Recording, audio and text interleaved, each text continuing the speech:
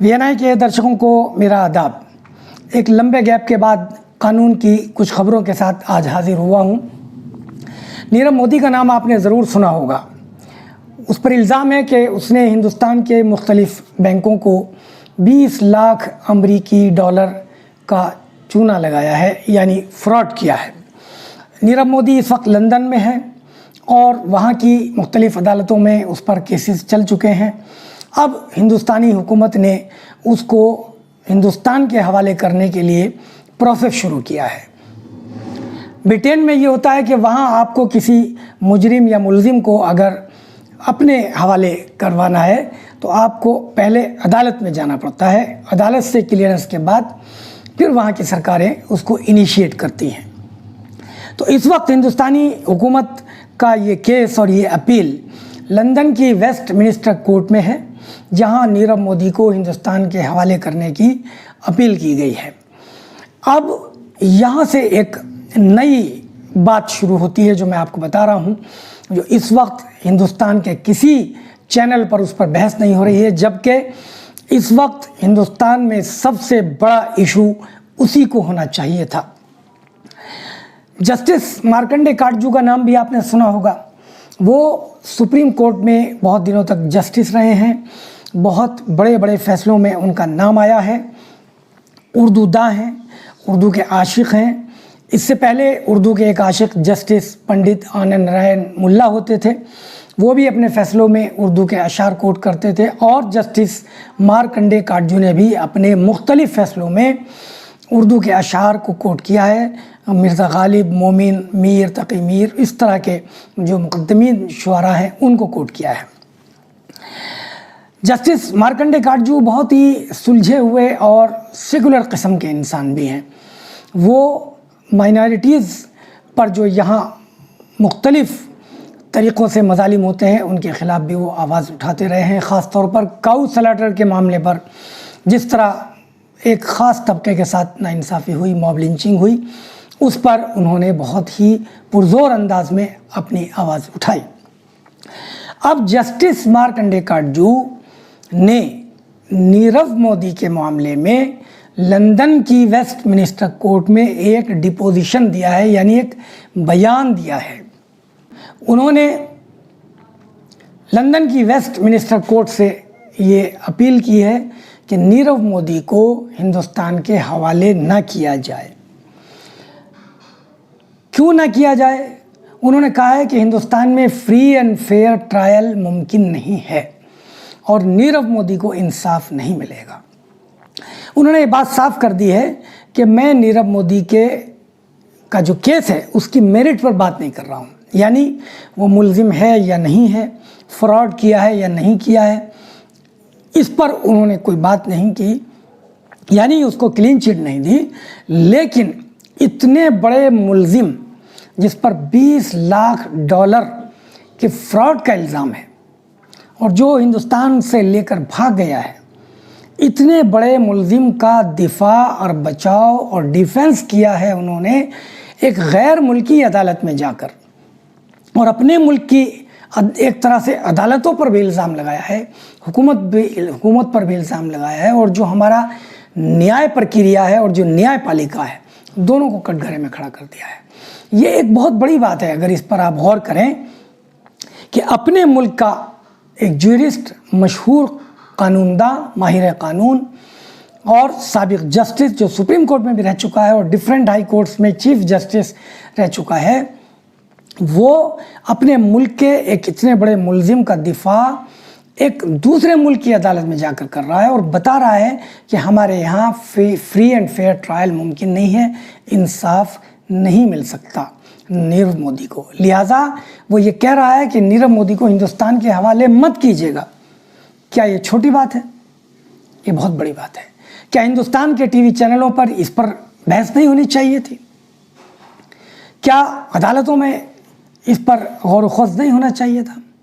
क्या इस मुल्क के मसाइल सिर्फ सुशांत सिंह राजपूत की डेथ है या उससे जुड़े हुए दूसरे मामलात हैं? क्या इस मुल्क के मसाइल सिर्फ रिया चक्रवर्ती हैं?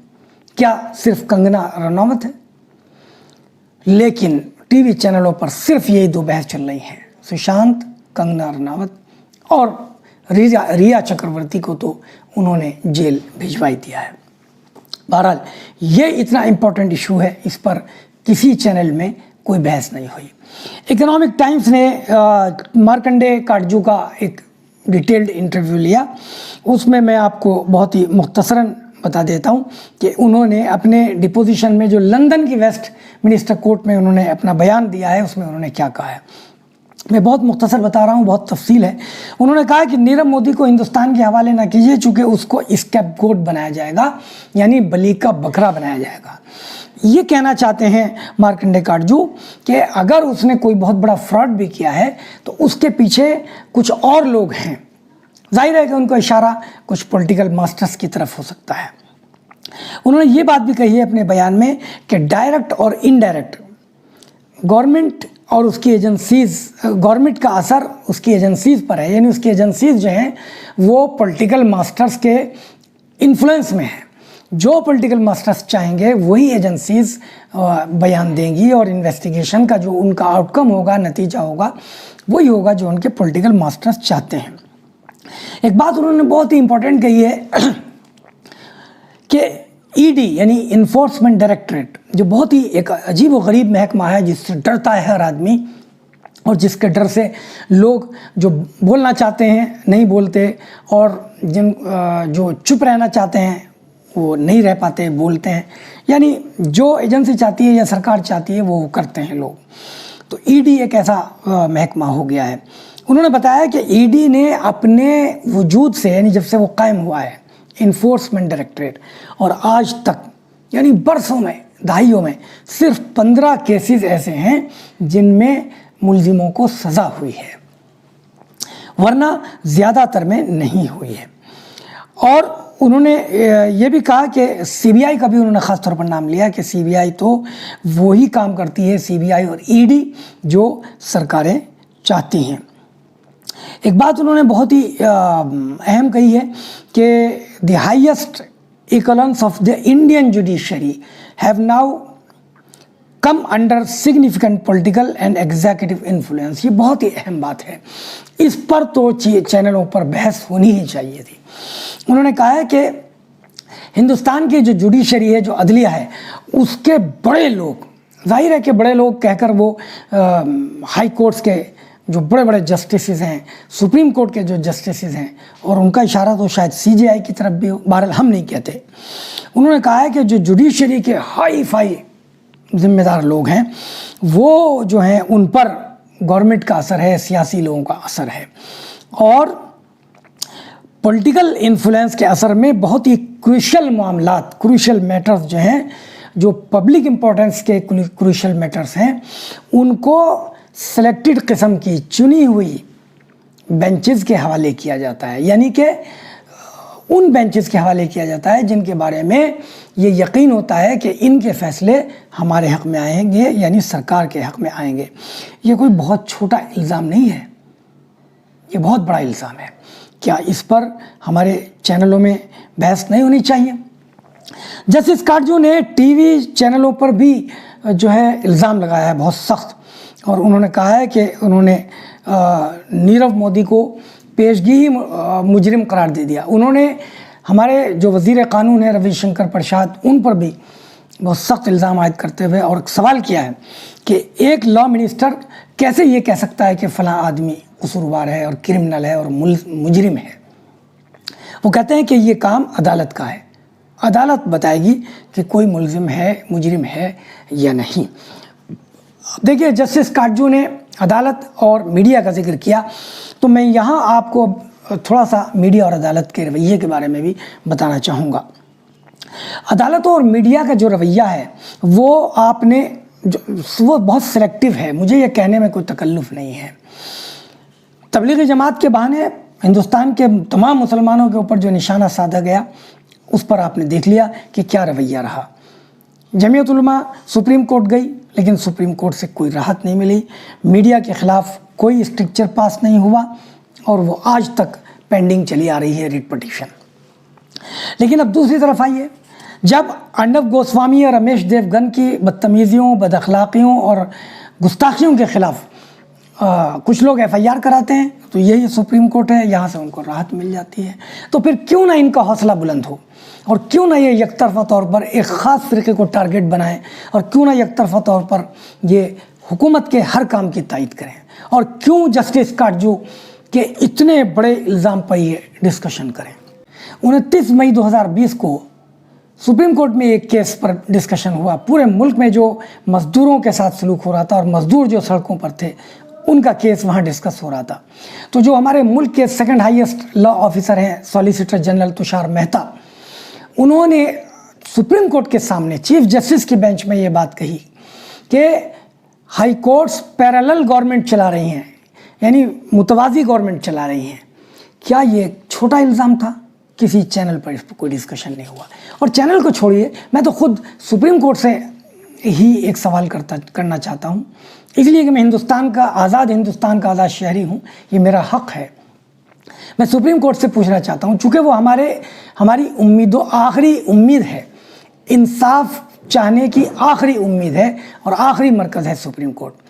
तो मैं पूछना चाहता हूँ कि जब सॉलिसिटर जनरल तुषार मेहता इतना बड़ा इल्ज़ाम लगा रहे थे और एक तरह से अदालत की तौहीन कर रहे थे कि हाई कोर्ट्स अगर मज़दूरों के हक़ में फ़ैसले दे रही हैं तो वो पैरेलल गवर्नमेंट चला रही हैं, तो सुप्रीम कोर्ट को पलटकर ये सवाल नहीं करना चाहिए था?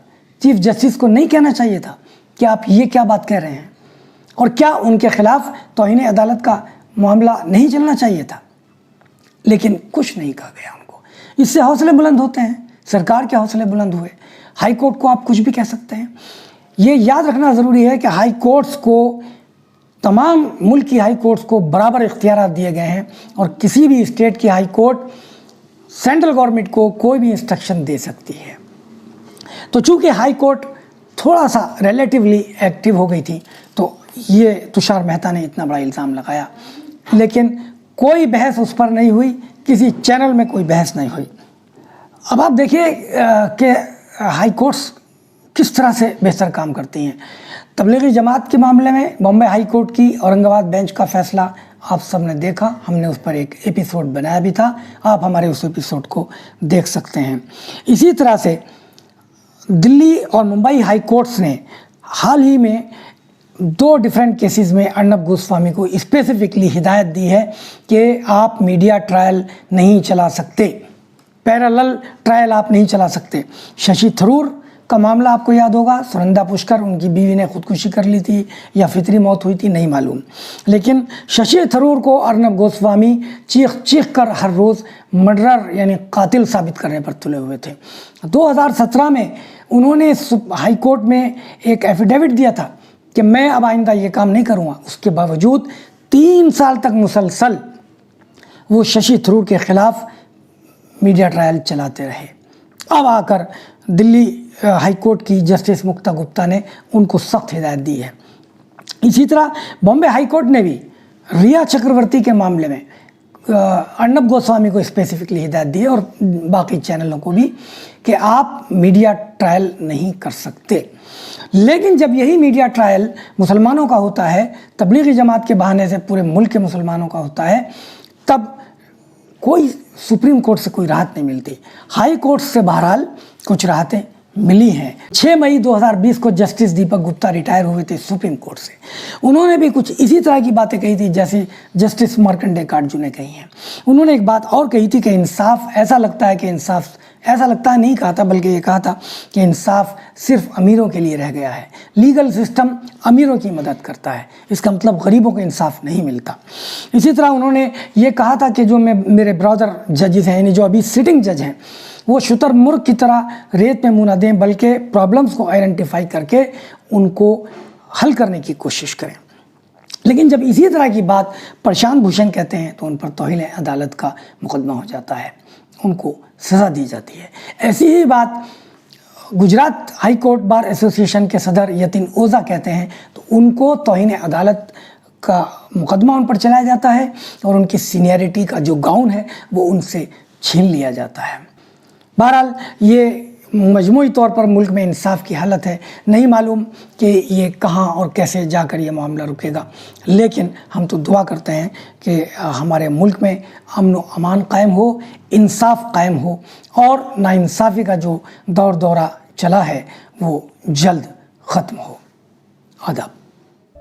आपको ये एपिसोड कैसा लगा हमें कमेंट करके ज़रूर बताएं और इंडिपेंडेंट, फियरलेस और ऑनेस्ट जर्नलिज्म को सपोर्ट करने के लिए हमारे चैनल VNI को सब्सक्राइब करें। और अगर आप वदूद साजिद के आर्टिकल्स को पढ़ना चाहते हैं तो आप उनके फेसबुक पेज को